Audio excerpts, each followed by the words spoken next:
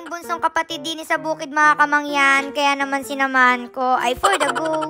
Malapit na nga niyo magtanghalian mga kamangyan, kaya kako ay atulungan ko na ho aring si Kim sa paglilinis ho na ring karne na gamitin ho sa pag-iihaw niya mamaya. Ay kung alam niyo lang ho, grabe talaga yung pagkahilig ni Kim sa mga inihaw, gayaan. Kaya ho sa mga nagkakagusto dyan kay Kim, alam niyo na, huy, binamain. Sabi ho niya ay marinate niya muna aring karne, kaya naglagay ho siya dyan ng toyo, kalamansi juice, paminta, liquid seasoning para raw mas malasa, at saka ho Sprite ay for the go. Hindi ko nga ni ho alam kung anong inaisip niya dyan dahil tumawa na ng tumawa, aroy babad niya nga ni raw ho muna yan para raw mas maging malasa yung karne, tas ayan ho at nagpabagal na siya ng apoy. Ay hindi ho talaga mawawala aring takip ng electric pan kapag nag-aihaw ho kami din sa bukid. Ay alam nyo na yaan. Ayan, bale, isa-isa na nga ni ho niyang nilagay aring karne din para naman maihaw na. Ay sabi ko nga ni ho ay bilis-bilisan gawa ng aba ay nakakalam na ho yung sikmura ko ay. At habang bising-busy nga ni ho siya dyan ay diandiyan ako sa likod niya at inagulo ko siya, tama. Ay hayaan nyo na ho dahil kapag ako rin ho yung nagaluto diyan, yung pagkakulit-kulit niyan talagang mababato mo ng kaldero.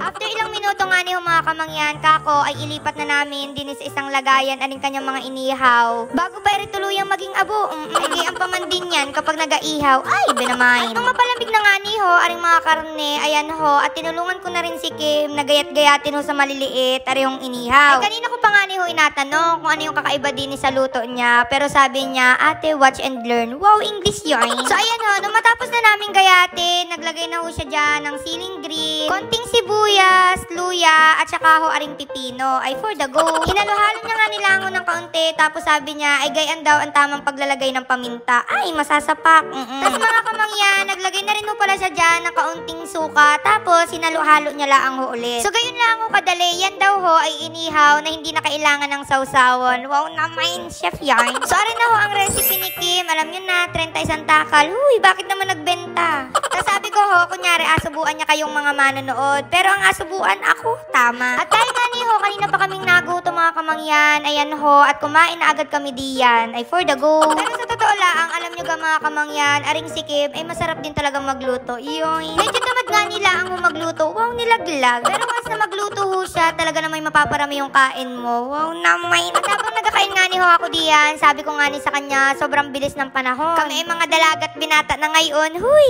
Ay dati-rati ho, nag-aiyak lang yan si Kim dahil sa kalapati.